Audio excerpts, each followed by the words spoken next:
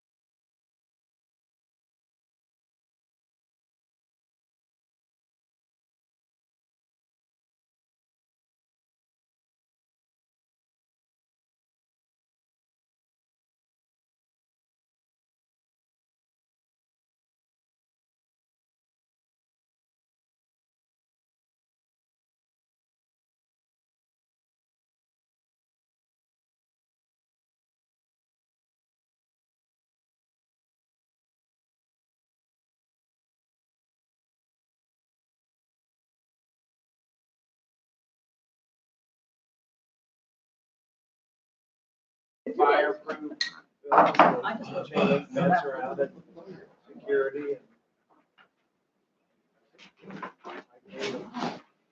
25 seconds.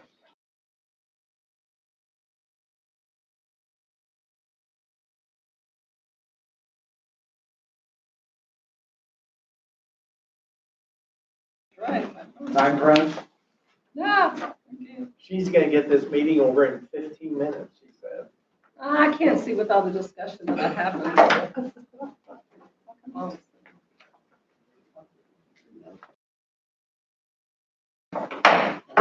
Welcome to the February 23rd, 2026 regular scheduled city council meeting. Would you all please rise and say the pledge of allegiance with me?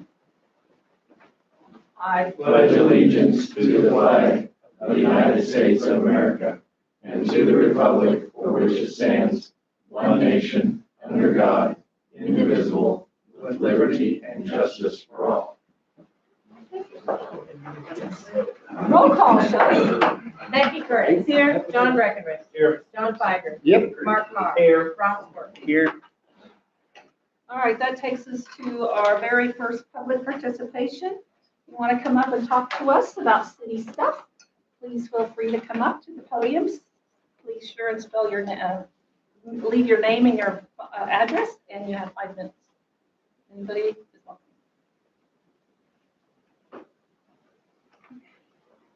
That takes us to the consent agenda. Shelley. Item A, motion to approve the minutes of the February 2nd, 2026 regular session. I will entertain a motion to pass the consent agenda. So moved. Second. All those in favor of passing the consent agenda, say aye. Aye. All opposed? It passes 5 in favor, 0 opposed. That takes us to appointments. Shelley. I have no appointments at this time. We do still have openings on the Code Board of Appeals and the Park Board. All right, that takes us to our city manager report. Scott? So we did have the bid opening on the city hall roof repair. That'll be coming to you next week. We have another meeting next week on the 2nd. The fire suppression water line has been installed into the building. We met with the prosecutor for municipal code issues. That went extremely well, and they're figuring out how to do the ticketing and all that. So you should see some updates on that. I'll have them come in and give an update on how that process is going to look when we get closer. I didn't want to get too detailed. They did the First Street Fire Building incident. The chief held a debrief, kind of a summary, had good participation from outside agencies. Let's see, MML Legislative Conference was last week. Shelley and I attended that. And then today, the Northwest Water Distribution Group met with the USDA representatives. You were there, ma'am? Yeah, that was real fun. It was a kind of a corralling up meeting. They're trying to push for closure and summary, shooting for June 1st. We're hoping that's gonna be Is the water coming before then, right? Oh, yeah, yeah. This is all the financing and all the closeout documents for USDA to get done. so I've heard what next week, we keep It's a being told next possibility. week. Again, When someone asks you a question all the time, you tell them next week. Yeah. So it should be, we should be moving water here for sale shortly. DNR has all the information that they need on the elevation as well as the SCADA system. So the pictures have been taken, and so now they can release it for sale. So So those are all the updates I have as of the packet going on. Any questions for Scott? Comments? I've got a question for you, actually. With the building, I noticed that it said that it had to have prevailing wage. What is the difference between that as an emergency issue and the buildings that were up on Third that Gina owned? What do you mean? Are you? Well, I thought that those didn't have to have prevailing wage because there was an emergency there. No, that was not prevailing wage because there was an emergency or a non-emergency. That was non-prevailing wage because the amount came in below the prevailing wage. well, and demolition isn't covered under prevailing wage. This, State law. this unfortunately, this situation does have some more besides what occurred up there that will trigger prevailing wage. Okay. It's anything over 75,000, right? That is the price threshold, but demolition is correct. Demolition is typically excluded from prevailing wage. However, demolition, cleanup, remediation of buildings like that, especially ones with fire, are not included within that. I will note, though, that the city's dangerous building ordinance tracks with state law and does require that 25% of the insurance proceeds be provided to the city so that the city can, if the property owners do not remediate the conditions, the city can utilize that 25% to recoup its costs in remediation. Okay. And on the 112 East Third, since it was federal dollars, that kicks in the prevailing wage as well. Right. I So, got that part. That's the difference in between the two sets. Okay. All right. That was it for me. All right. That takes us to the City Hall update. So I don't have any additional new updates. We have that on there every time. I don't know if you want to keep that on there or just have progress updates when we have changes. I would think that it would be in the manager's report. That way we do it. What is this time? They always put it in the manager report, but it's always also on the agenda, and I'm not gonna skip it because Sure. we can take it out. Is there any update on the engineering? That is still being discussed. We should have an update for council soon, Soon, meaning like within a month or so? before that. Oh, good. All right, that takes us to unfinished business. There is none, so that moves us on to new business. Shelley, Resolution 2026-12. Resolution 2026-12, a resolution of the City Council of the City of Cameron, Missouri, to enter into a contract with Axon Enterprises, Inc. for the purchase of in-car cameras, body cameras, and tasers. I Did will I say enter- that right? Okay. I will entertain a motion to pass Resolution 2026-12. So moved. Second. Discussion. Mayor, council, thank you. So back in 2021, when we got the first set of Durangos, we purchased body body cameras, in-car cameras from WatchGuard, who was purchased by Motorola. Since then, we have had reliability issues from the start. As of right now, out of the 8 body cameras that we currently have, I only have 3 that are working. The other 6 are sitting in my office broke. Every DVR in the car, all 6 DVRs have been replaced. And they're going into recovery mode. They're not capturing things. So I tasked my staff with going out and finding a new company, a new brand that is reliable. Axon Enterprise is used throughout the country. They're like they're the #1 brand for body cameras and in-car cameras. So we had them give us a bid on replacing all this equipment. It come in at $209,826.90. As we bundled the tasers into this, so our tasers that we have, we can't get cartridges anymore for them. We can't get batteries for them anymore. So they're basically obsolete. So we're wanting to go to the Taser 10. So once they bundled all this together, we got a discount of about $100,000, which took us down to the $209,826.90. And with the Axon system, anytime within the first 5 years, if anything goes wrong, we get brand new equipment. In 2.5 years, we'll get 8 new body cameras at no charge. We send our current ones in. If we go with this company, we'll send those 8 in that we first get, and then they replace it with 8 new ones. At the end of that 5 years, they'll replace all the equipment. The equipment is ours, so at the end of 5 years, if anything is changed, they'll replace that equipment as long as we stay with a contract with them. And after that 5 years, the contract will be cheaper because we're paying for the equipment now. I want to pay for this out of our public safety tax. It's a yearly charge of $41,965.38. I spoke with Carmen. That's less than I make a month in sales tax for 1 month. So we feel that this is a good investment for the city and for the police department, the citizens. We want to show transparency. So if we tell somebody, oh, well, we don't have that, that's going to make us look like we're hiding something.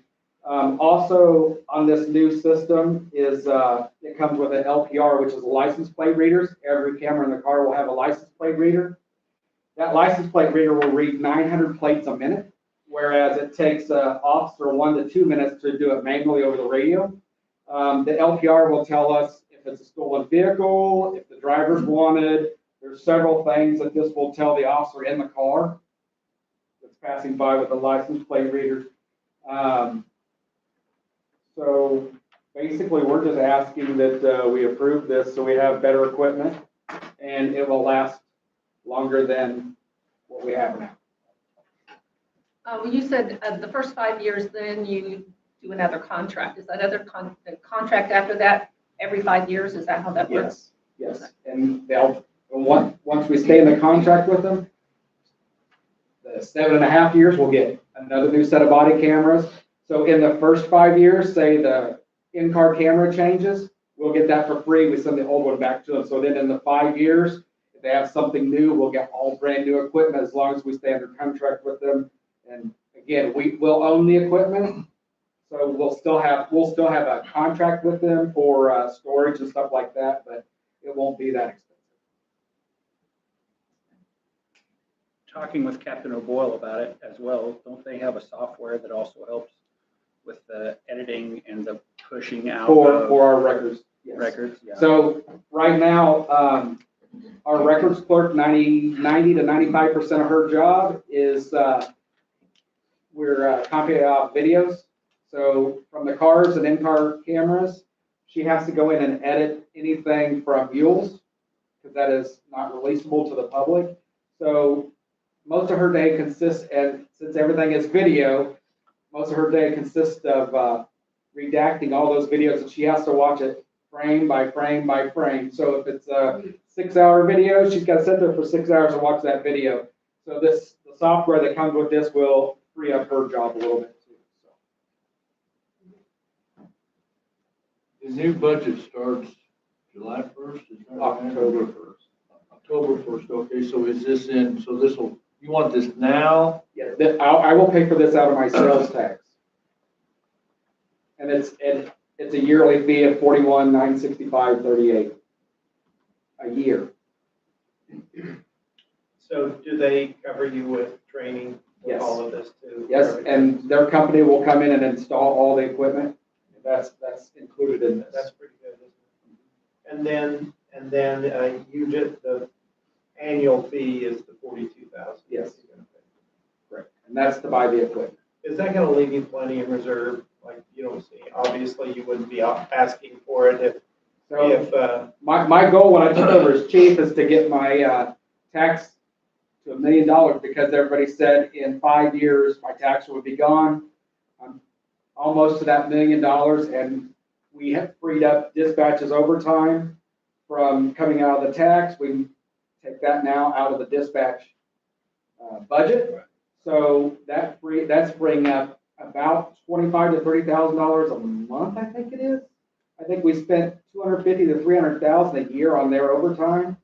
So we've moved that to come out of the dispatch. So a little bit of theirs comes out because it has to, they said, due to the resolution that we did back in 19. But the majority of their overtime now comes out of that. So yes, I wouldn't be asking if, like you said, I wouldn't be asking if. I just wanted it to be said. So. Yeah, nope. But I'm almost to my goal of $1 million in that tax. And again, that's for equipment, recruitment, retention, et cetera. So. Is there an interest rate being charged on that 41,000 or is it? I was don't trying to believe look so. through. I don't believe so. I looked through the contract. I couldn't find anything, but. Yeah, I don't believe there is. Okay. Yeah, I couldn't find. So you're gonna get your license plate read whether you want it or not. Yep, correct.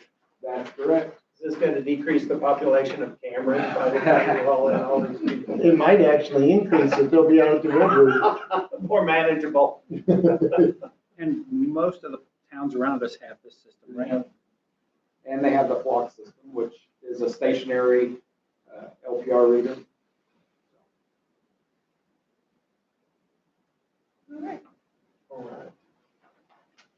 All those in favor of passing resolution 2026-12, say aye. Aye. All opposed?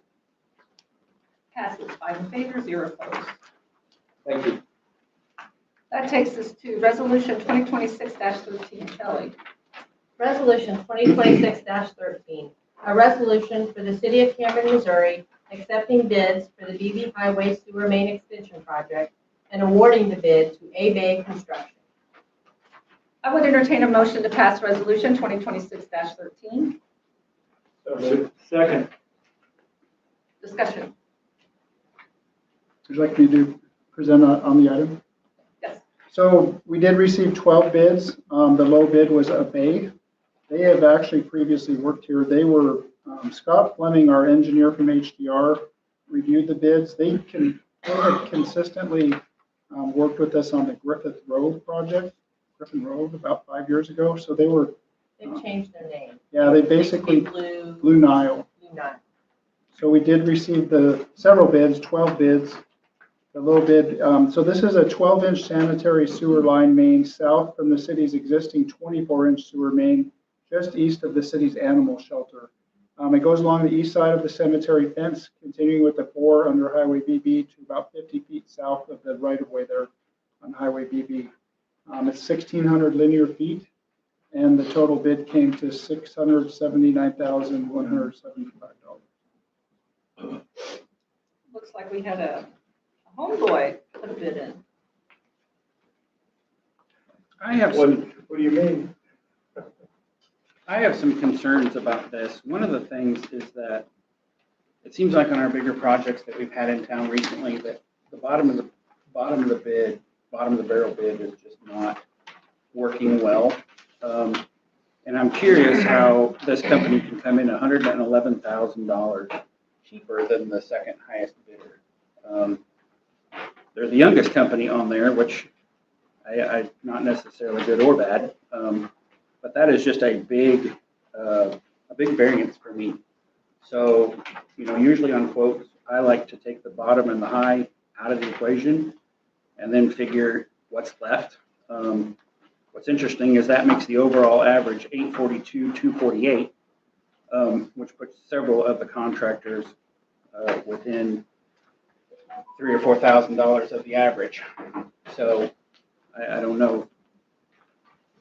I don't like bottom of the barrel and running off of penalties and overages and everything else. I'm just curious. That happened in Northland Drive. Yeah, it's happened in a lot of the projects that we've had. So, you get what you pay for, and I don't know that we want another headache.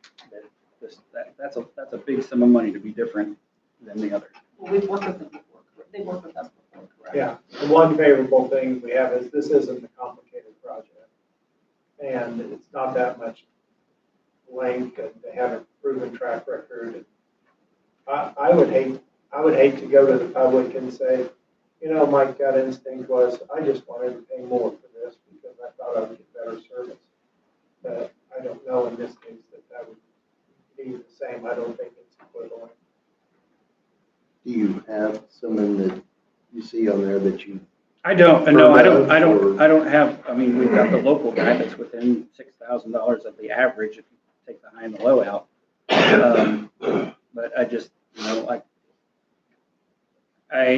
my research did not show that A-Bay and Blue Nile separated. I'm not going to argue with the experts, but they're still two totally separate companies that are still in business today. So A-Bay is 4 years old. I'm curious on prevailing wage, right, Patrick? How they can be that far off.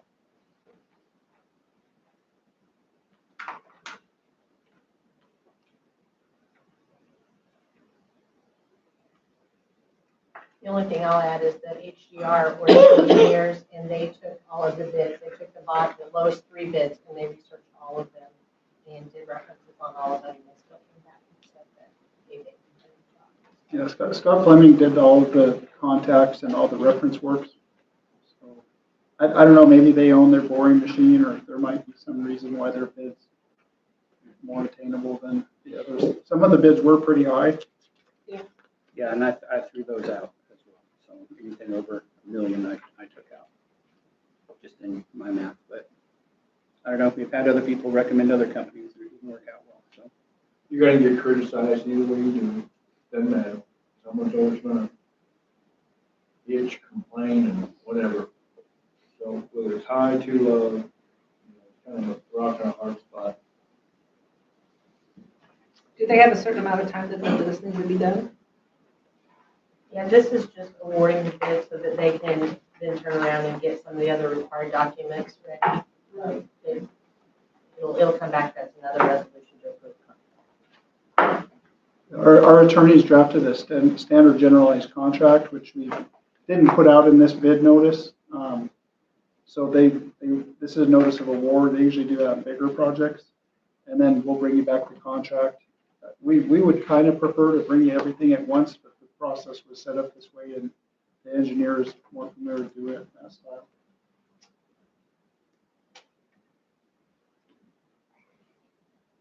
Any other questions? We all know that this is for TA truck stuff, right? Okay, I know you know. We knew it was going to cost a lot of money, actually. We were told it was going to cost more than this, actually. All right.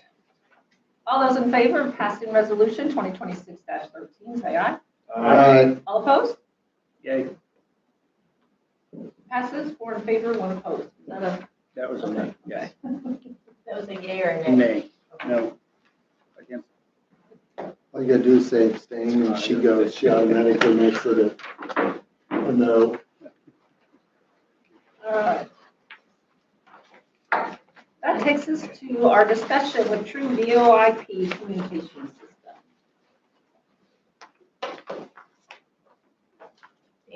want, Sure. So I we- thought Ryan was going to do it. no worries. So we started looking into the VoIP phone systems for the whole city. We started this, what, Ryan, a few months ago. Yeah. And so we contacted Ryan and Lyle with True VoIP. They came over to give us a demonstration, and now it's on you. We came back last week and did a walkthrough of all the city buildings. Pretty much have everything as far as we need that way. Anybody have any questions as far as how the implementation would go?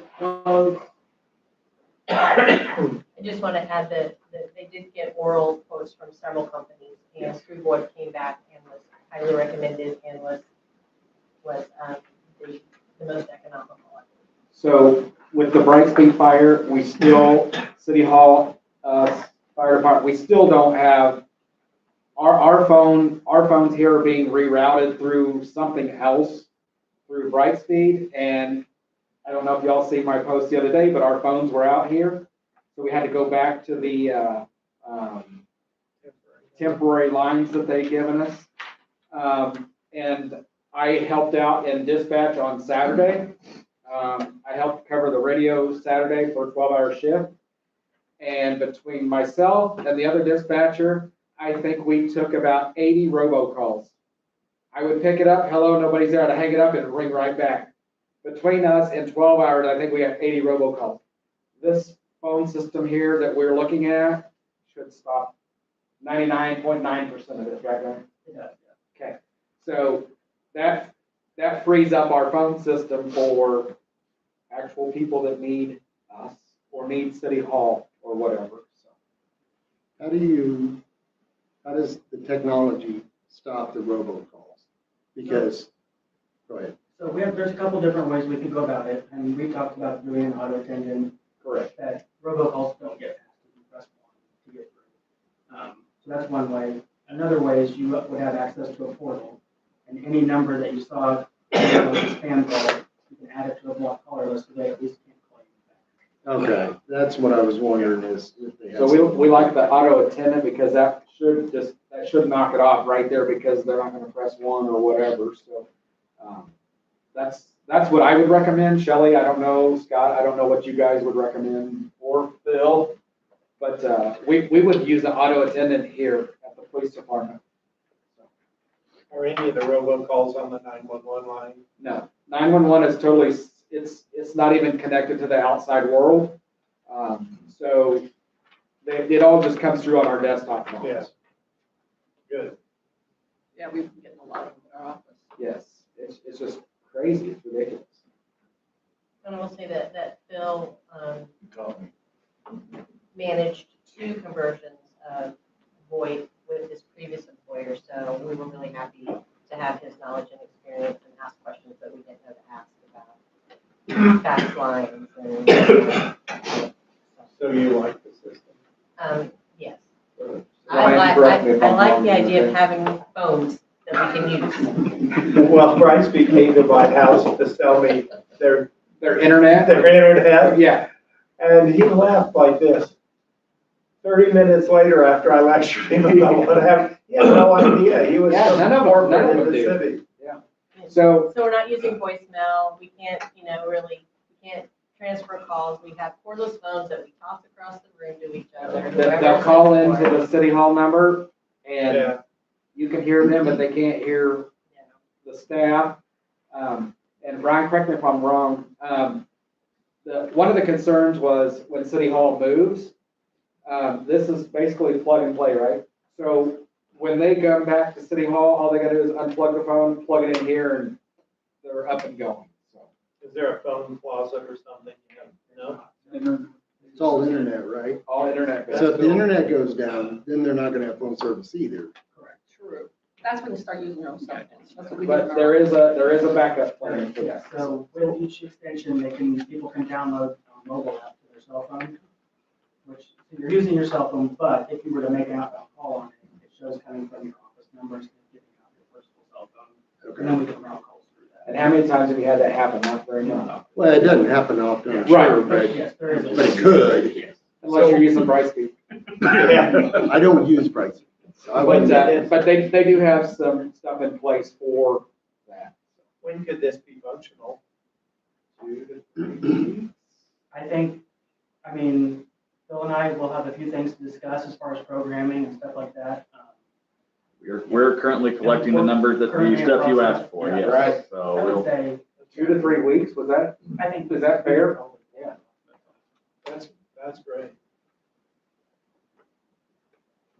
It's been a minute since we talked numbers on this, but didn't you say that it was cheaper in the long run than Brightspeed? Yeah. It's cheaper a month than what we're paying Brightspeed. Right. A month. Yeah. It's $1,000 to $1,200 cheaper Something per like month. that, yeah. And I'm not sure, so our service, or like our tech support is included in that. So if you guys have to have us come out to do stuff, or want name changes, things like that, it's all included. You're not getting another bill at the end of the month. There's an initial outlay for equipment, but then the month-to-month charges are significantly cheaper. So I guess what we're asking here is we bring a resolution back to the next meeting to go with the VoIP system. With True VoIP.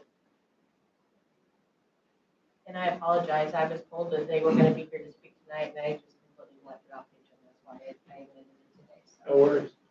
What's our internet speed that we have, that we're paying for? the last document I saw on it, it talked like the city hall had a 75 megabit and there was a suggestion of going up to a faster speed, which with the VoIP phones, it would probably make sense for us to be looking into that as well. But that document, I think, was also written prior to their introduction to their temporary location. So I do not know what the current speed is at the office location. Be something to find Or out. with United Fiber, I have no idea. There's lots of different plans to go with, and several of them were at a lower level plan than what could be gone to. So there's room to grow on If that. we have to grow in ours, we can do that. But typically, I did not notice that there was much need from my prior experience to have a higher speed, unless you had thousands of people calling. We're not going to have that. So. Right. Is that about right? You're correct. Okay. But we would have a lot of people utilizing internet. Yeah. So So every if time you, you're pulling anybody, Mhm. it's gonna drop it a little bit. We do have to be more mindful of the types of traffic, and if there's ways for us to segregate phone traffic on our networks versus the data, we will try that- to. Okay, If we can't do that, then we'll figure those out, but I didn't really notice that being much of an issue out at Cameron Mutual when we had 100 and some odd people that were using the system, so, okay, plus data, so. right, okay. Okay, no, just something I was thinking about, and it's not gonna be, cost-wise, it's not gonna be much different if you're, I think we were at a gig and I think it's only like $100 or something. I'm sure it's a little different for city and businesses, but it's not much different. I know the PD and fire, our bill is like, I think our bill's like $69 a month through United Fiber, so. Okay, You're on a little plan. yeah, that's, So if we have to bump ours, we can. That's not a big issue, so. We do. I was just curious though, that making sure someone had looked at it to make sure it would. For internet. Well, And so when we have VoIP, that's where we'll be servicing the phone. Okay, Any other questions?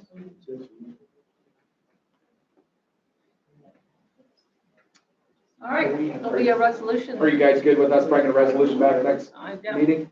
Okay, thank you. All right, that takes us to the discussion of fire department storage facility. Okay. Start out, I have, at this point, fire department, in our bays, we are real short of space. We are crammed in the back, really hard. And I keep all my equipment inside.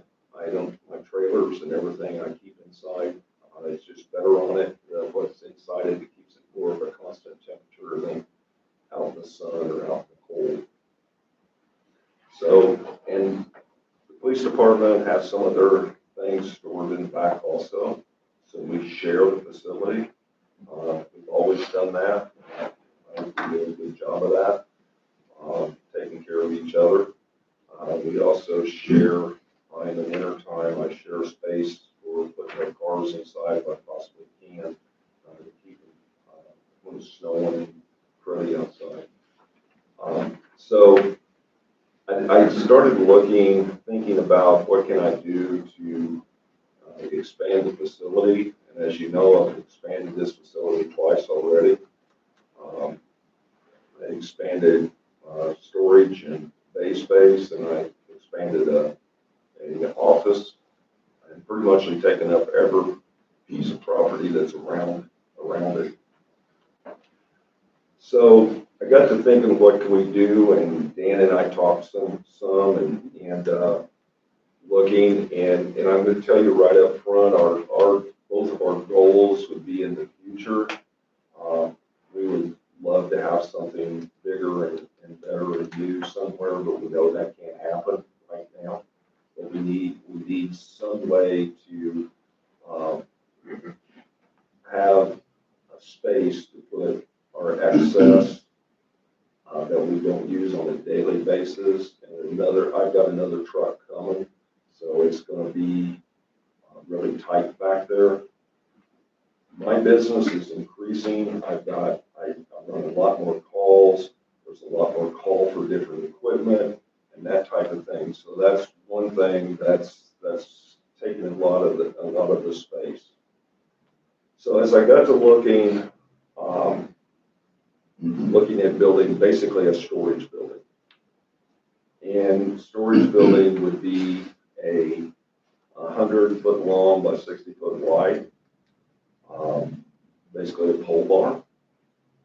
Used for storage, it would just be a big barn with overhead doors in it, with concrete floor. It would have some heat, insulated, electricity, just kind of the necessities that you need, and move the equipment that we don't use on a daily basis to that facility, and keep our everyday usage out of this building here. So as I got to looking at that and where might I locate it? Well, I wanted to locate it close to where we're at, right here on this block. So looking at the parking lot across the street, and there's different varieties. As I've talked to all the staff, I've talked to everyone at staff level, different, all at the same time. I also talked to the Public Safety Committee a week ago about this same project. Moving it across the street, I have in my mind two, basically kind of the same location, just turned in a different way. One probably being a little easier than the other because I would really love to face the doors to the south on the 2nd Street. However, the street, the way it is designed at the present time, is really not conducive to that. And if that street ever got put in again, it's going to change kind of considerable because the way it's all rolled down, the curves and things, it's just not there. It's just not for today. So I'd probably like to locate the building on the north-south basis, right in the southwest corner. It'll go about 3/4 of the way from the street to the alley. 60-foot wide with a 30-foot apron on the front of it. I've already did some preliminary, I sent out for just some estimates on cost on just the building, overhead doors, concrete insulation, just the basic. And I sent out for 3 quotes. I got back 2. Both of those quotes was within just real close to each other. I sent out to Kingston Lumber, Bill Wright, and Clary. Clary did not respond. The the other two did. My quotes come back really close. That won't be, we're looking at somewhere around, on that particular building, around $235,000, $240,000 just for the building. However, I don't have electricity figured into that and heating and that kind of thing. My kind of estimate of total cost, somewhere in the $325,000 to $350,000 range. I think I'm going to come in close. I've reached out to contractors. I want to do a turnkey. I don't want to do a piecemeal. I reached out to one of the bidders that does do a turnkey, and they're going to give me some estimates on what it would cost to put in the extras, the concrete, the heating, and electricity. So the money for that come out of my sales tax fund. I do have enough money to do that and still be real secure on money saved for the future. I'm just like the police department, and my sales tax brings in about $480,000 a year. At $350,000, it doesn't even take a year. That's what the sales tax money paid for it. So I guess is what I'm asking for tonight is, before I move any further to go for bids on it, is to, if the council would give me okay to move forward for bids. The question came up, I think, at our committee meeting, how much you're going to go for. I have a number in my head that I can only spend so much, okay? I mean, I have trucks out there that's $1.5 million trucks, and if something goes down, I gotta be able to replace that. Also, my sales tax is sunsets. It's a 20-year sunset. I'm 10 years into my sunset. So I have basically 8 years. I have 10 years, but I have 8 good years of revenue coming in. So I have to have money put back in case something happens. New equipment, and be comfortable with what I have. So going to an excessive amount of money is, I can guarantee you, for me, it's not going to happen. But I don't expect it to do that. Right? I honestly don't expect it to go over that $350,000, which I'm very comfortable with at that. Like Dan said with his sales tax, I mean, I have a good cash reserve. And I see to it that I keep that cash reserve.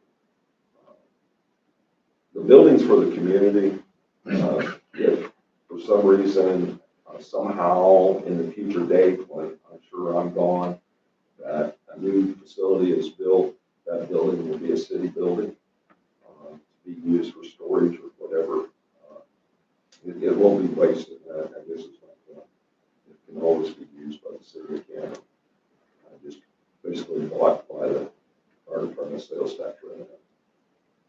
So that's kind of where I'm at, is just getting the feelings if you think this will work and I can move forward and put it out for bid and bring it back. Of course, the council will have to approve that bid, of course, and everything that goes with it. But I'm trying to keep it as low as I can. I know every time I get the more things you have to bond this, or I don't even know. I haven't even asked about prevailing wage, and that's a hazard. That's what he tells me, whether I put in there or not. But anyway, I try to keep the cost as low as I possibly can, and it's a no-frill building, basically.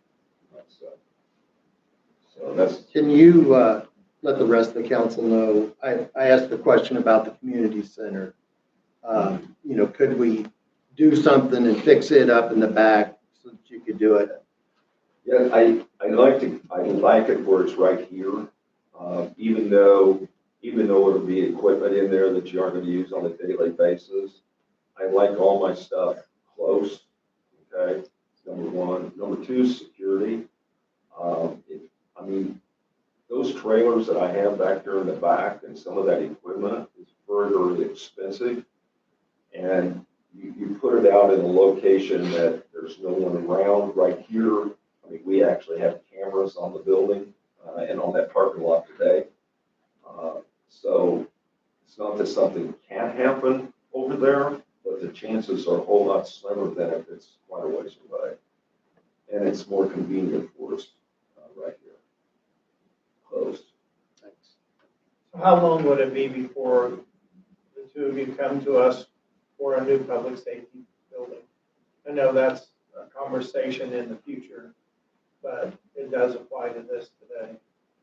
Yeah, you know, I'm not being smart about this, but I can come with you tomorrow, you know, and ask for that. But I know, and Dan knows, I'm pretty sure, we know that can't happen. I mean, we're looking at a public safety building with the police department and dispatch and everything. We're looking into millions of dollars. Right. Versus, Tens of millions, probably. you know, 325,000, 350,000. I mean, being realistic, both of us know that. And both of us know that we can't afford it on our budget. And we don't feel like that, or I don't, I shouldn't speak for Dan, but I don't feel like that the council can approve things like that because you can't afford it either as the city at this point in time. And I understand that. And we understand that. But also, I just want you to understand that we and I'm going to include Dan and the police department, we are always looking into the future. We're looking at what we need to do to provide a service for our community in the best interest of the community. That's our goal. And the people we serve is who we're actually answering to, you know, in the end. And so we want to do the best we possibly can and have the best equipment, the best services that we can possibly provide for our community. So. Well, it's easy for us to consider these things in a positive way because of the respect that we have for the two of you and the long track record and what you've done for the community. And, you know, if you came to me and said, I'd like to do this and I can pay for it, I'd have no qualms about it because I know that you'd always be asking the right thing for both of you. So that makes it easier for me. Does the city own that lot now? What's that? The city owns that lot? Yes. Okay. I have the survey on the lot, so I know what the size is over there. And some of the questions that has came to me, and we spoke about this the other night, you know, you're going to take up some of the parking lot. What about parking and that type of thing? Well, what about like voting, for example? Well, that's not a building with equipment in it that you're going to take out of there every day. The chances of needing something out of there at the same time people are voting can happen, but pretty slim. It's not like having a fire and taking the fire truck out. Okay, it can happen, but not really. So you can park in front of it, that type of thing. I mean, it's come and go, like voting is come and go and that kind of thing. I don't see it being an issue on that. For using it as downtown parking, or I mean, right now we don't have any apartment parking back there. There won't be as many cars parked back there, and we don't want them parking in front of the bay doors, you know, for that part. But at least stay away from it far enough that we can get in and get out. Okay. The other thing that, and I met Dan, Dan and I think Ryan and Scott, we all met here, and Paul. And one of the things that Scott actually had mentioned was whether it meets with the downtown district and the buildings down there, and we discussed that at our meeting the other night. I personally, back here in the back, where it's kind of behind all the buildings, I mean, we're looking at the downtown buildings. You know, if everything's new down there, it's facing the center of 3rd Street, and the back's the back. Okay, and this is the back. We also have we have City Hall and we have all the public works buildings over across the street and all that too. So it kind of fits in with the decor. And the building won't look, I mean, it'll be kind of like this. It'll be a pole barn, but in metal on the outside and a metal roof, but yet it'll be attractive. It's not going to be something that's not attractive either. So that's kind of I think it's fine that you want that. I'm sure you need it. I'm willing, I think it's a great idea. Location, no. No, no, but where? no. To me, I just think it messes with the downtown district. I think it does. You can go, like John said, just down there on the other, right across from the city hall. It's not that close to that. I mean, the voting is important, and also the fact that we want the downtown to grow, and it won't with that. If that crosses the street. Keep it on this street. We've got a parking lot down there, big parking lot. Do it down there. It's just a little bit farther for you. That's my opinion. I've been thinking about it since the meeting, and I can't see a big pole building over there. It just doesn't work with what we're wanting to do and what the city wants to do with the downtown. I just think it puts a big old thumb in it. That's just my opinion. And I'm not going to go against what you just said, but I would never put it down there, not for my cause, but because I'm not going to take up your parking spaces for City Hall. But you'll take it up for the No, I mean, you have your parking for City Hall and everything, and I would not do that. I just wouldn't do that. I just don't think that's the right thing to do. I mean, right now, there's nothing down there because you don't have City Hall there, but when you fill that lot up with employees and everything. So that's just my opinion. And the space around here, I mean, there just isn't any place else close.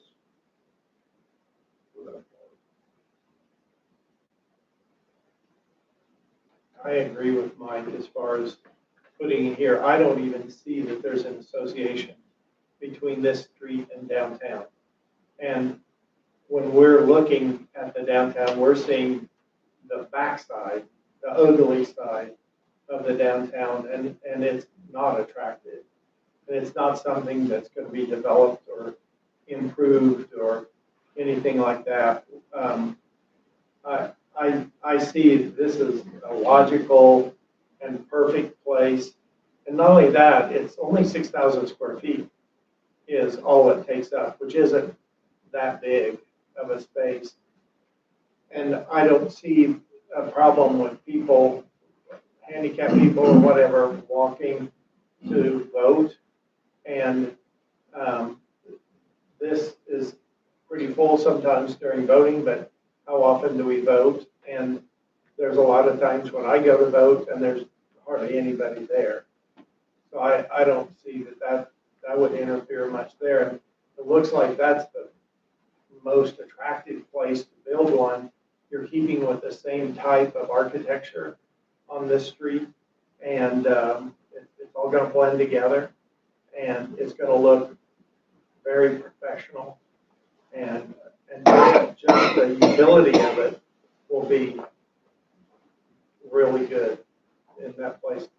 But as Becky said, I would like to develop the downtown. I would like to see where those buildings were torn down. I'd like to see new buildings built there in the same style, and to blend in with all of it. And so we'd have the best of both worlds in that respect. Mike, you said something about the parking, not worried too much about the parking during voting and stuff, but it made me think, so I know sometimes even when it's snowing, that our police officers have to get out and go around and tell people, hey, you can't park there, so on and so forth. I'm sitting there thinking, what about the folks from like Coracles and stuff like that, that might park in front of the building so you don't have access? or the apartments whenever that comes back. I don't know, I'm just curious if there's gonna be a way to block, take a little extra and block them from being able to get in there, something. I just don't want you all to end up needing something and then it's like locked in. And, you know, that could always happen, and I get that. The chance of that is really slim, honestly. Okay. It is the way I see it. I mean, I'm down here all the time. And I mean, if you go over there right now and for months as you look over there is stuff parked on that parking lot over there that is dead and hasn't been moved for months. Okay? That's taken up the same space that this building would take up. And then if you look towards the center, there's normally not a whole lot. There's Right. days over there or special events that maybe McCorkle's have that the parking lot will be full, and I understand that.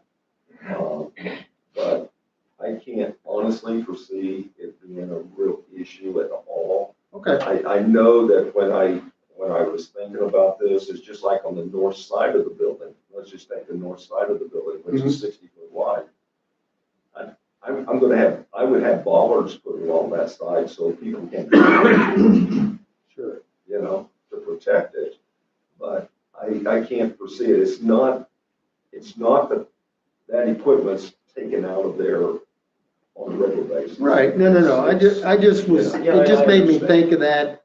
I understand just that. wanted to make sure that I've it wasn't thought gonna that be an through. issue. And that's why if the building could run east and west along Second Street, it would take all that out, all of that, because the doors would be on this south side, you just come right out onto the street. But if you go out there and look, because I've looked and looked and looked, and if the street was in better shape than what it is, you could do that pretty easily, but it's not. I mean, and I don't have the kind of money it takes to rebuild that street right now, so, I wish we could. Okay. But that's just what I see. And I might change my mind too, you know, as time goes on, because I actually have somebody coming to look at that space over there and see what they can do. And it might be they say, yeah, we can do this. We can run this building east-west, which would be great, and still make it contoured into the street that's there today and get it and not get a real big pitch on it, because my trailers won't come in and out of that. I mean, it's got to be fairly flat. Right. You know, so you can see where I'm at there. Yep. And that would take the parking thing and parking in front of doors completely away Completely out of the equation. Okay, thanks. So, and that's where I'm not 100% for sure about location. That's what I'm struggling with that just a little bit, because I know what I want, but I don't know that I can really make it happen. Any other questions, comments? Okay. I'm glad somebody brought this up. Ever since the previous city manager left, I hear these voices, just like today. I guess this gentleman here's the new IT guy. I didn't know that would happen. I sit up here as a layperson in this chair, and I heard voices that to keep the 18-person Cameron Police Department going, we needed to bring up the starting salary about $5 or $6 grand, comparable to the Missouri Highway Patrol.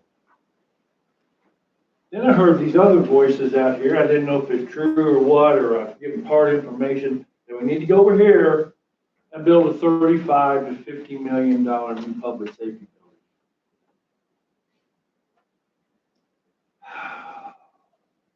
I've had to implement other people's policy from 10 years ago, and it's not a lot of fun. I'm just questioning the difference between needs and wants. And I think I'm going to let somebody else do this one. It's not going to be me. I know you're not supposed to say no to the police department or the fire department. But there's got to be a reasonableness here, even with this sales tax. That's all I got to say.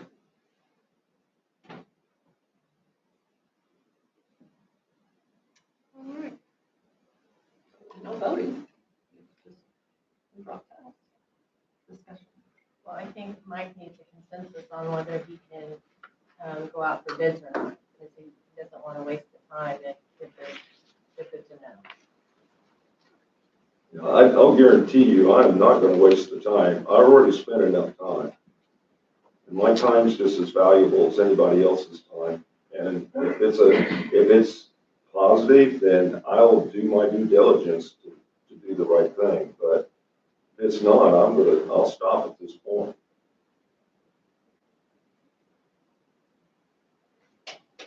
Well, like I said the other night, I think it's worth looking. Let's see what the final value or what the final cost is gonna be. You know, like you've said, you're not gonna blow the bank on it. So you may not even get back to us, you know, if it does that. But I don't have a problem with that. The other thing I'd like to see is somehow some sort of a scale, like where you could show us the building and put it on, you know, something. A few years back, one of the guys did it for the park board when they were trying to figure out how to get Right. Oh, you do? Awesome. Because I'm a more visual person. Can we do it Hearing like- it doesn't do me any good. Can we do it like Spire with Matchbox cars? I have it, Play in it. and you can actually, if you have it on the computer, you can change it and it'll configure, and you can see the interior, you can see Okay. the exterior and the size, and it schemes it around. Okay, that, Yeah. that would help me because I'm a visual guy. And I can show you a picture of the outside if you want to like that. I have that. She might want to see that. I have that in hard copy.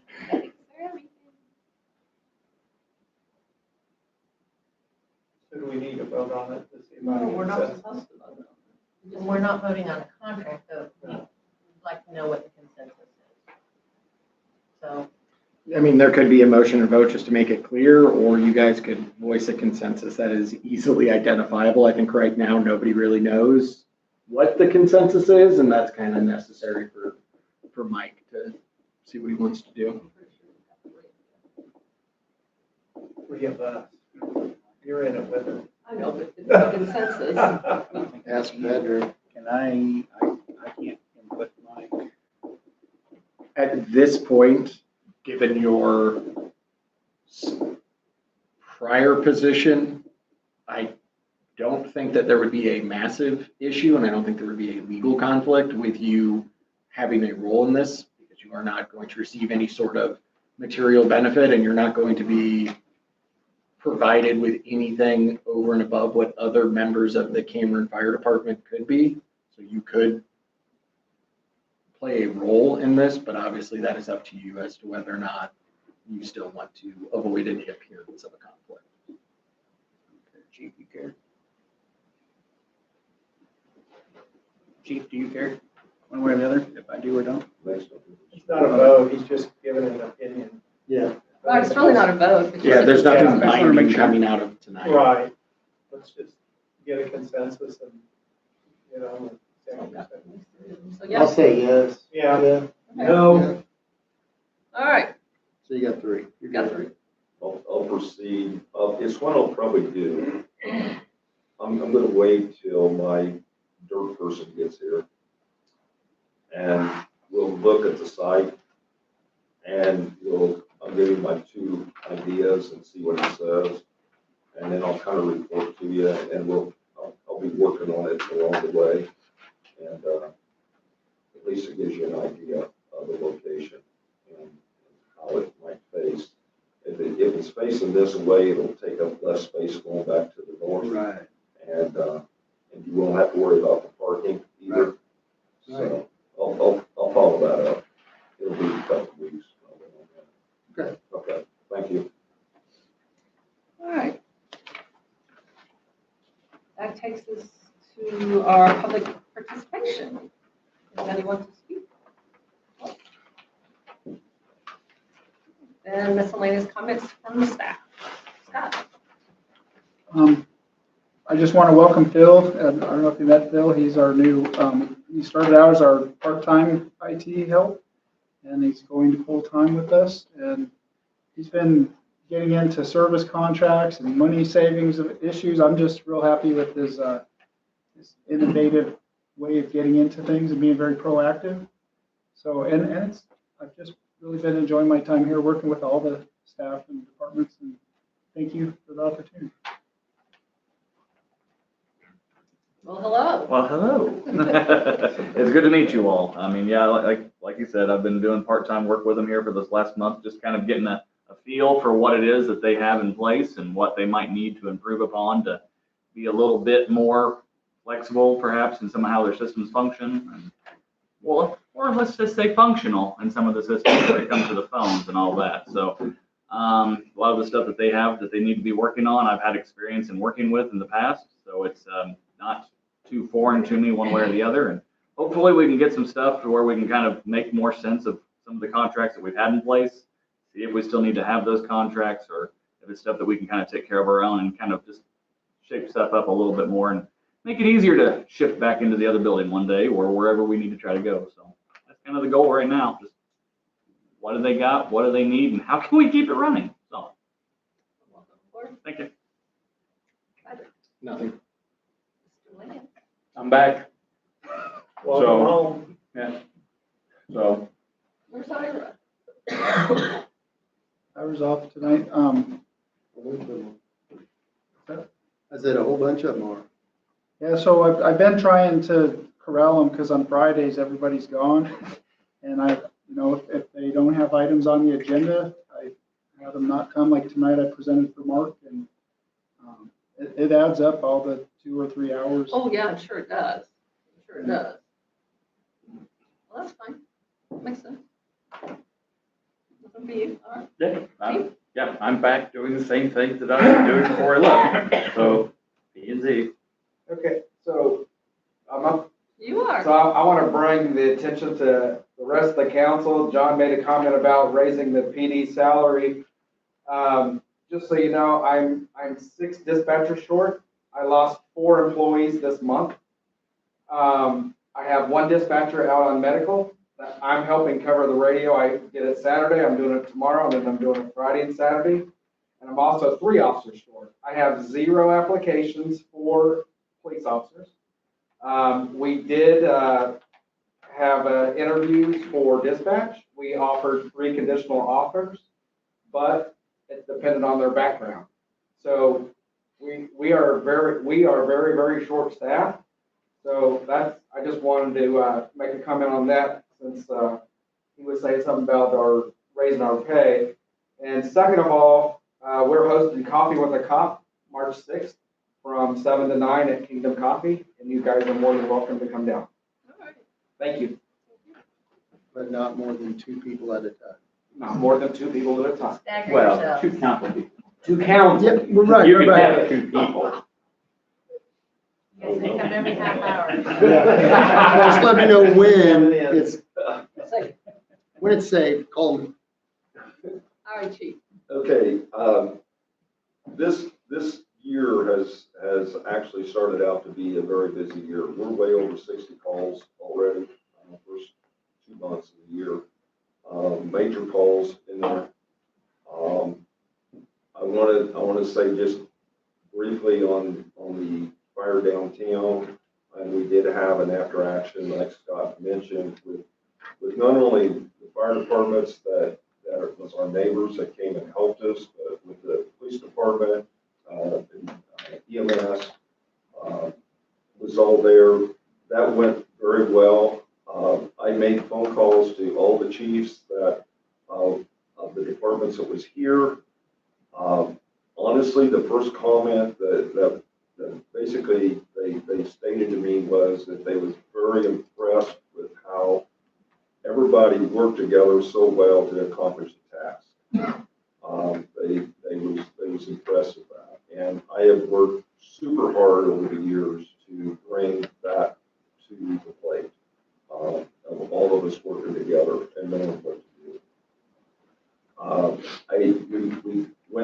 the guys did. Unfortunately, I was out of town that day. I didn't get back to 11 o'clock that night. I was here all night and back the next day, but no one got hurt. No one even had a sprained ankle or anything of that nature. They left without their shoes. What's that? The lady that had the fire start in her apartment, she didn't take her purse or her shoes. She ran because it was coming out of her bathroom, is what she said. Yeah. So, She but told me. no one got hurt off of that. And everybody worked together very well. And I thought the meeting that we had the other night went very well too. I mean, we had some comments. We're always looking at ways to improve that type of thing. So I had some issues with some facilities around town. Another call we did have a fire in a nursing home just last week, which turned out fine in the end. And we had a major gas leak just right across the street. So we've dealt with several major things in this town over the last 2 months, as well as mutual aid calls with our partners around us. So it has been very busy, and of course, when you're busy like that, you have breakdowns, you lose equipment, and that's just the way it is. You come back, fix it, put it back together, and go again. So, and I want to thank the city staff that helped, because I know there was a lot of city staff there the day of the downtown fire. And I do have Dr. Carr's cooler out back that he's going to take home tonight. He brought water and stuff down. But we had a lot of the staff that was downtown helping. We had a tremendous amount of businesses that donated food and just made phone calls to say, are you okay? So it all turned out well, and it's part of life. You just pick up and you move on again. So that's about what I have. All right, thank you. Oh, wastewater, we've been busy cleaning up lift stations for the last 3 weeks. We've got basins at our largest lift stations are 8, 1, 4, and 2. Tomorrow we'll be out on the golf course cleaning up the basin at lift station 4, cleaning it out, getting all the leaves, sticks, or anything out of that basin for the rainy season. We just got done with 2. It took a day and a half to clean up that basin. It was so full. It just hadn't been cleaned out in a while. So that's basically what we're doing. And then we're getting ready for UV to start in 2 weeks. It has to be running by April 1st. So I will start it up in 2 weeks and have it running full tilt by then. Good. All right. Thank you so much.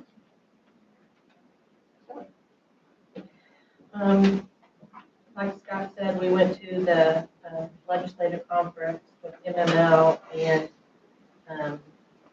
our legislators were all in agreement that they did not support the decommissioning of the solid waste district. So that was good.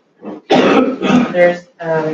There's a lot of different legislation right now dealing with revenues,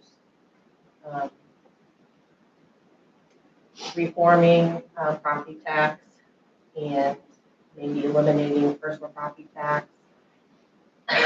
There's talk about eliminating the local sales tax on food.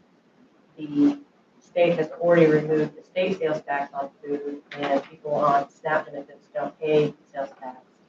So they're looking at removing our sales tax from food, which could be $1.5 million a year lost revenues across the different sales taxes that we have in place. And I did explain that we have several debt service that is payments and obligations that are based on those projected sales tax revenues. And if they cut those significantly like they are, one of the legislation is proposing, I don't know how we'll make our debt service payments on the park and the pool and the street projects.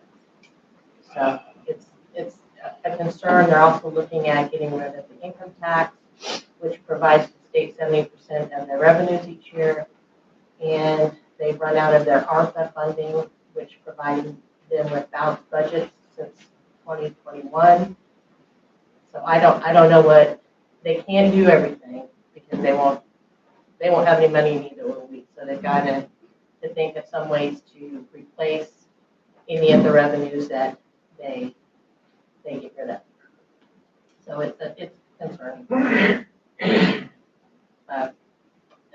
They talked about if they get rid of the income tax, making the state portion of sales tax a flat 7%, which I don't know that really helps the people that are in the most need of the benefit of not having to pay some of the sales tax. It's 4.225 now. Yeah, and they said it would be a flat 7%, and then add the county and the local onto that, it would be astronomical. 12, 13, 14.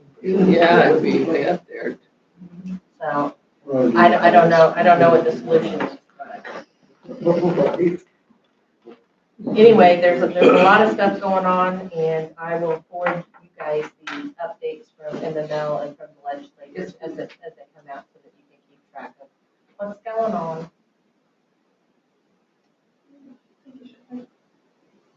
Is there any idea when they're gonna tear down the west end on Third Street buildings?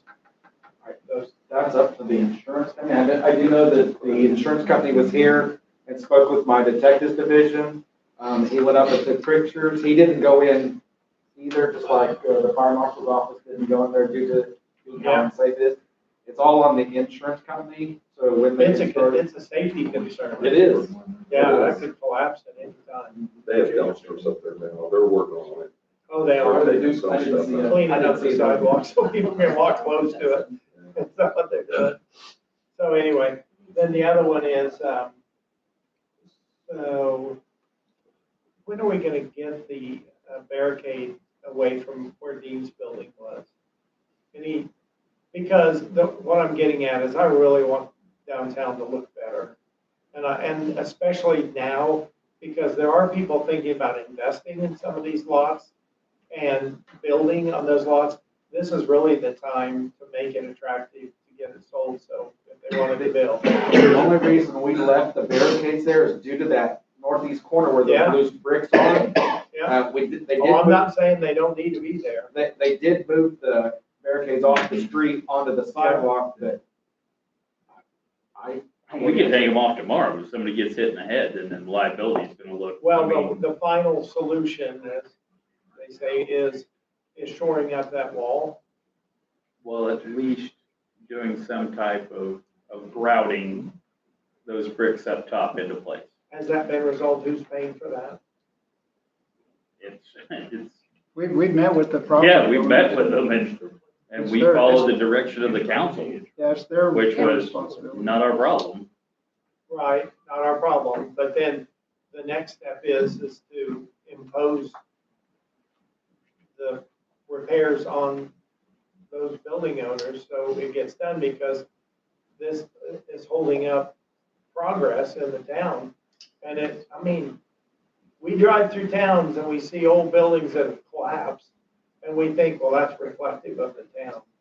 And it's really not. And I know you don't like seeing it up there, but I don't mind stepping on toes if it's, eventually you're gonna have to do that. So. Are you talking about like a kind of a time limit? Time frame? Yeah, there should be.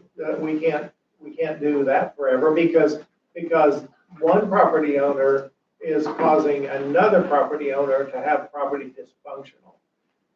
They can't really sell it, they can't really use it. That property with the bricks falling out makes the other one. Well, they can't sell it anyway because we've got a lien against it. Well, we'd like to sell it. Yeah, we'd love to sell what we got into it. You know, we'd really love to sell what we've got in it. We'd love to sell it and get on with it. And so Yeah, we have to check and see where he is on paying his taxes. But it's Yeah. still his until, yeah, and I'm not I don't want to own anything that we don't have to own. I just want to make it to where we can make it safe, get rid of those barricades, and if somebody wants to buy that, then do that. And by the way, commercial property in Cameron is really going at a premium. And a comp on that is beside my dental office on the north side, that lot is up for $350,000 to sell that lot. And it's not a great lot. Mike does this. And then they'll probably have to do a phase 1 and phase 2 environmental on it because it's had a gas station there. Yeah, and so, and I remember the Sinclair station, when they did that, it cost like $160,000 or something to get all those tanks out of the ground and get that cleaned up. You can ask what you want, but it's still for sale. Well, you can have, but that's what I mean is you have to start somewhere. Yeah, and, but nobody, once you wade through the environmental issues, then that makes it really a difficult lot to buy and sell, but that's the asking price even with that encumbrance on it. So it makes those 3rd Street buildings look pretty cheap, you know, when you can buy them for less than half that and you don't have to do that environmental on it, if it fits the need of the people doing it there. So I don't think you can buy it and put food trucks on it though. But it's a whole other story. That's all I had. I'd like it though, it'd be fun. You, Mr. IT person. Yes, sir. Your predecessor. When we put that in the budget, we were told, like everything else up here, that you would practically pay for yourself in your salary. All your cost savings of this subscription going away or that subscription going away.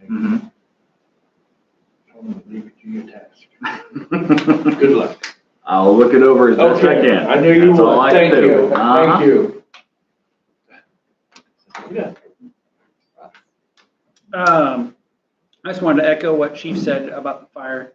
I was up there for a good portion of that evening, and Scott was there too, and it was really cool to see all the different departments come together and the community, how they stepped up, and even for the next week, you know, volunteering any excess and space and stuff and, you know, apartments and that kind of thing. So it was really cool. You know, that's kind of the nice thing about mutual aid agreements that Chief has worked really hard for is that, you know, even when the bigger departments show up, everybody's, you know, there to complete the task and they're like, we're here, how can we help? And so that was really nice. And it was the same sentiment echoed by town. You know, we're here, how can we help? How can we make it better? So it was a good job to everyone.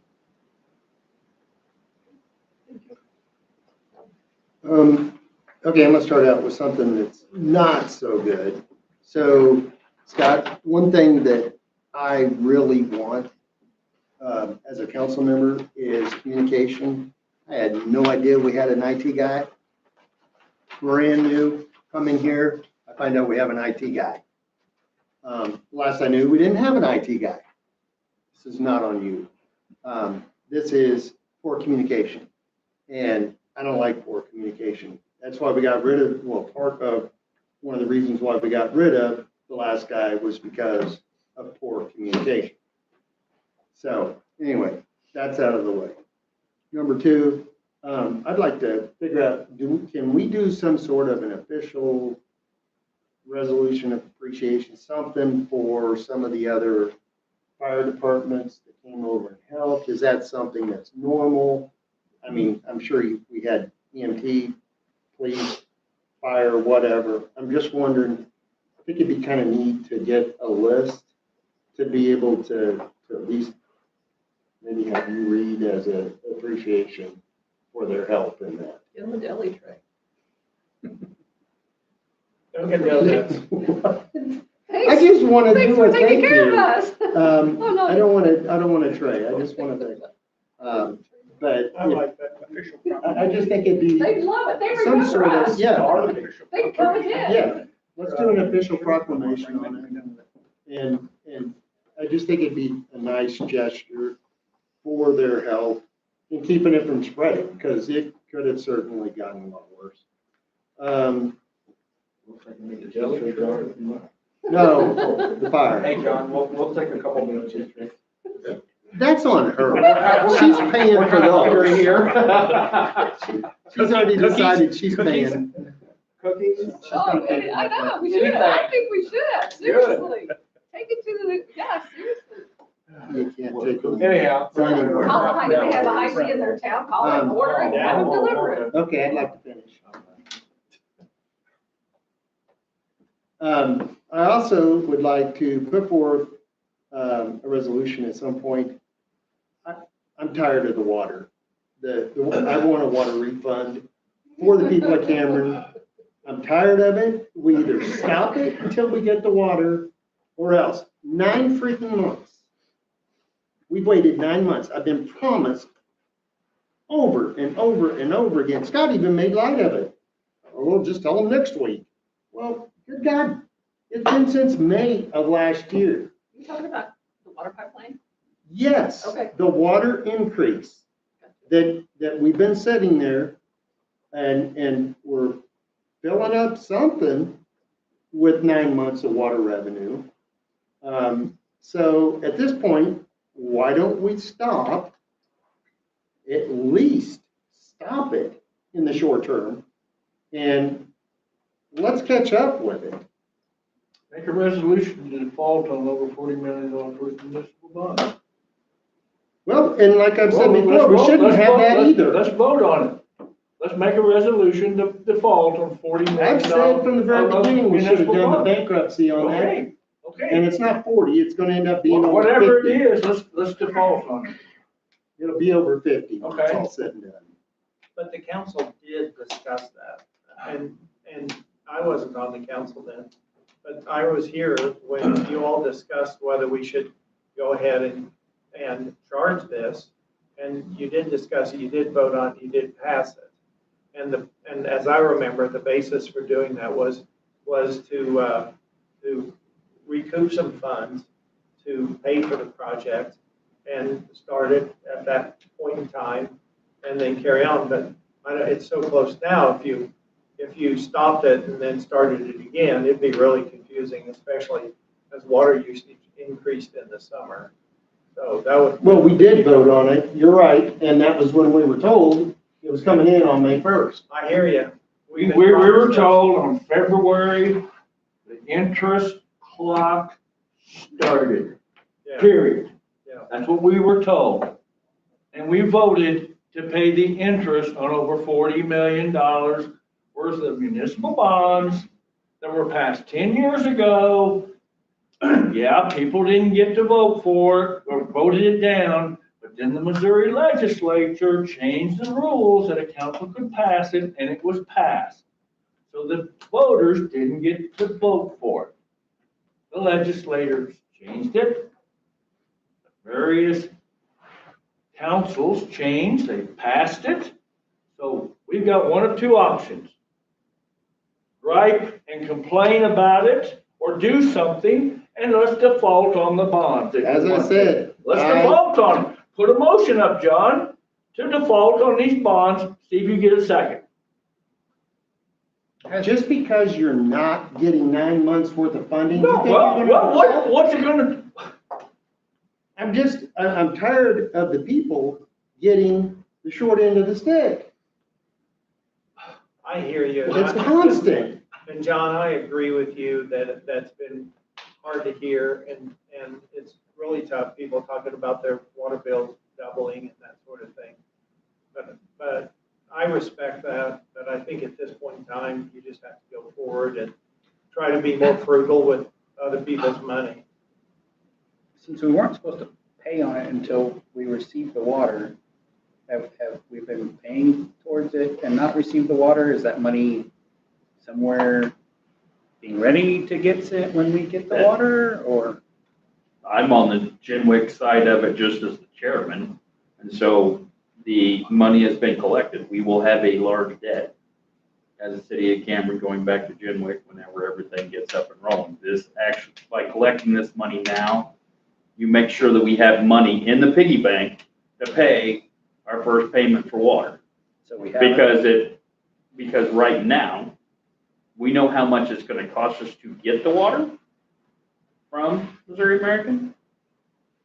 But O&M and the debt service that John was talking about is still got to be That's part what of we the were O&M. hassling out today. Yeah, we had a meeting with USDA Rural Development and Gilmore and Bell and DA Davidson and CDM Smith, the engineer, and Matthias, he was on the phone too. And so we're coming up with the end number. And the end number is one of the things that we have to get done so we can get the new loan. That's part of the USDA funding But the package. not overage, the extra that we have, the increase that we have been paying is been saved back. to That's ready to pay. that's We'll for, go for the first payment. So- So as of right now, we know what payment one's gonna be. The options that were basically given to the city were either don't do anything and then wait for this first one to hit, and we would have to do a massive immediate increase for 1 year to smooth over that payment. Right. Or instead, apply the payment at X date so that we could Equally. begin collecting so that nobody would feel that immediate initial significant increase to make just that first payment. So right now, that money has been charged and collected, and it is with the city, and it'll go to Genwick Once we as have soon that. for as the payment. Because for we're that a initial customer, the city is a Right. customer of Genworth. a member. A member, excuse me. No.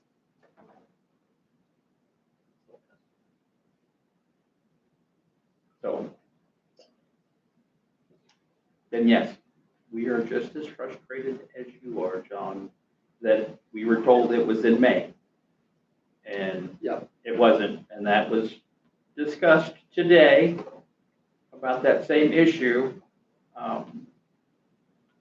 So, and I don't know what else to tell anybody. I mean, Next week.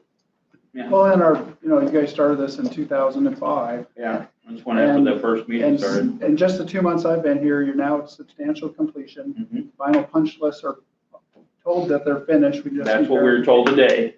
And so, All we're- but the Yeah, tower. BRB's punch list is done, but there's some other issues. we were literally told this week or next week, water would be flowing that we could pay for. And at some point, the refinance and when the debt is reestablished and completed, the payback, it's going to be really important when there is a water shortage in the region in this part of the state, that as an owning member, you can charge, X amount above what the cost is and recuperate. But I think the amenity is we will have water when We have the when there are- capacity now. when others probably won't. It's really hard to build a future with no water, and this part of the country has no water. Well, I was told that we couldn't sell it because I've been trying to do, I have suggested options on this since I found out that they were going to go ahead and do this. And I was told, we don't really own any more of the water. We're just required to pay Cameron can't sell anything. Right. Genwick, can. as an entity, can sell some. So do we get money back from No. Genwick? No, it would, Oh my goodness, well, that do. But it may it reduce makes the it so rates. that you're not having to raise rates to pay for more O and M. Because trust me, Genwick's not the only wholesale commission I work with. Right. We just finished one up, or should hopefully, cross your fingers, finish something up in another one up in Northwest Missouri that's gonna end up making it so that the members, the 4 original members, basically no longer have to pay for the operation and maintenance of their own facility, which then you can't really decrease debt service because USDA would lose their minds if you tried to decrease that number because it's in the bond docs. But what you do is you can then smooth out those payments and provide what I'll call a relief valve, which Cameron would be 90%, so it could receive 90% of excess revenues, not utilized by Genwick. Did you get that? Yeah, that's fine. let's just move on, because it's same old crap. Everyone.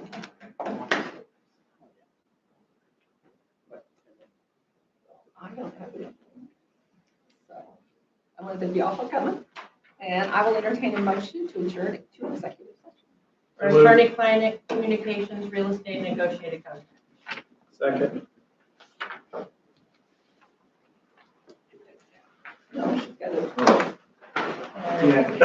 Becky Curtis. Yes. John Breckenridge. Yes. John Feiger. Yes. Mark Cott. Yes. Ross. Yes. You need to bring your own gavel. Never done, Bill. Good night, guys. Guys, there's only two ladies in the whole room. Yeah, and if it breaks down, guess who's paying for it? Yeah, when they first came out with this, thank you, sir. It's been a lot of years ago. I think